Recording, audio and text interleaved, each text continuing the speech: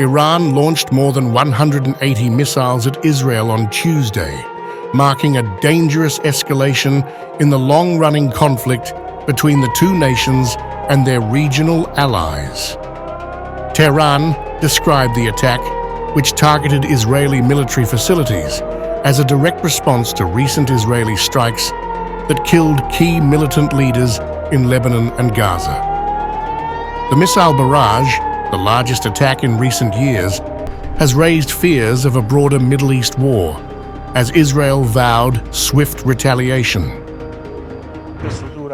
Commander Hajizadeh, my dear brother, the aerospace force of the Revolutionary Guard, by the grace of Almighty God, in retaliation for the blood of martyr Mujahid Ismail Haniyeh in Tehran, and the violation of the national sovereignty of the Islamic Republic of Iran, as well as the recent misdeeds of this criminal regime in martyring commanders, and also the great leader of Hezbollah and the great Mujahid, Mr. Saeed Hassan Nasrallah, and the brave and martyred commander of the Islamic Guard Corps, Commander Sardar Seldeshkar Pazdar Abbas Nilfarushan, and also in retaliation for the blood of the oppressed children of Gaza and the resistant and oppressed people of Lebanon. The operation, Promise Fulfilled, begins under the blessed name, Ya Rasulallah, Ya Rasulallah, Ya Rasulallah. The coordinated strike targeted multiple locations across Israel, with sirens and explosions reported from Tel Aviv to the Jordan Valley. The United States, which had been bolstering its military presence in the region, quickly joined Israel in responding, deploying naval interceptors to defend against the missile attack. Iran's state television reported that tens of missiles were launched, with officials warning that any retaliation from Israel would provoke an even more destructive counterstrike. The Iranian government described the operation as complete, unless provoked further by Israeli action. Our action is concluded unless the Israeli regime decides to invite further retaliation. In that scenario, our response will be stronger and more powerful, Iranian Foreign Minister Abbas Araghchi posted on X, the social media platform. The missile attack follows the deaths of senior figures, including Hamas leader Ismail Haniyeh, Hezbollah's Hassan Nasrallah, and Iran's Guards commander Abbas Nilfarushan, allegedly at the hands of Israeli forces. As per reports, Supreme Leader Ayatollah Ali Khamenei personally ordered the strikes amid mounting fears of a broader regional conflict.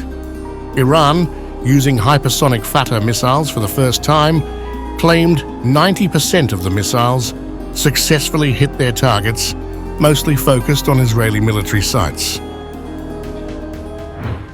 Israel's military responded swiftly, launching air defenses that intercepted many of the incoming missiles.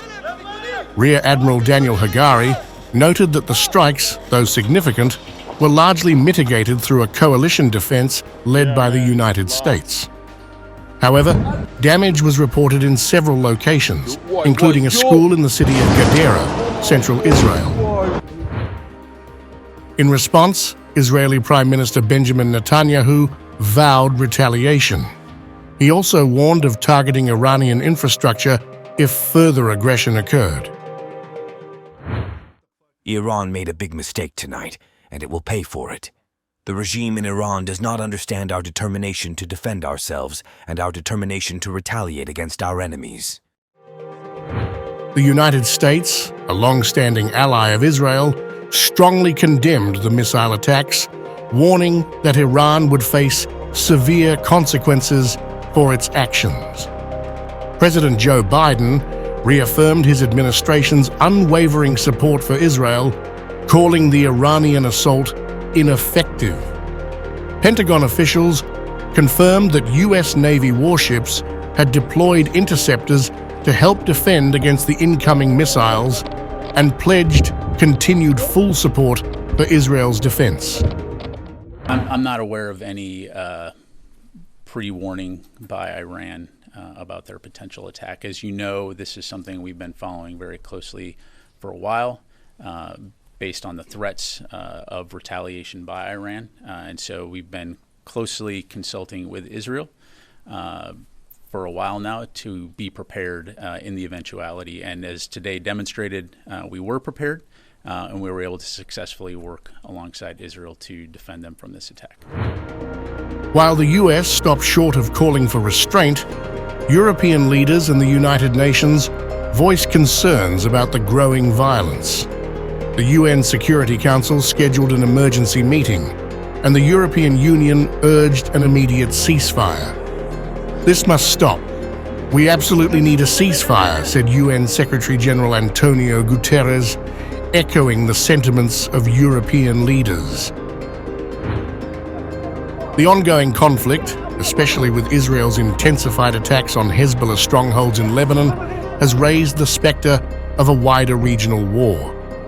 Nearly 1,900 people have been killed and more than 9,000 wounded in the cross-border fighting over the last year, with much of the bloodshed occurring in recent weeks.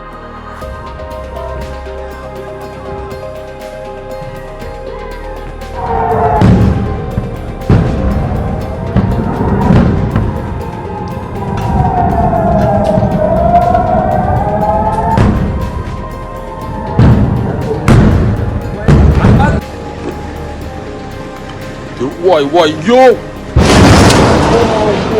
Why?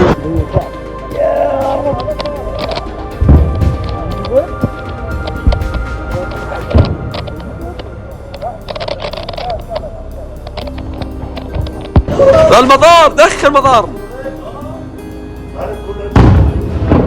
ده مطارنا دخل يا ولاد ده مطار ده مطارنا دخل ده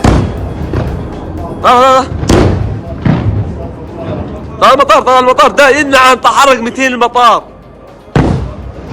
يا رب الله يا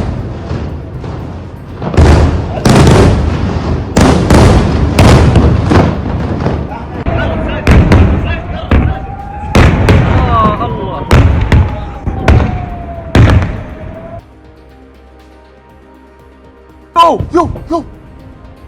Desfila, lo mami. Yo.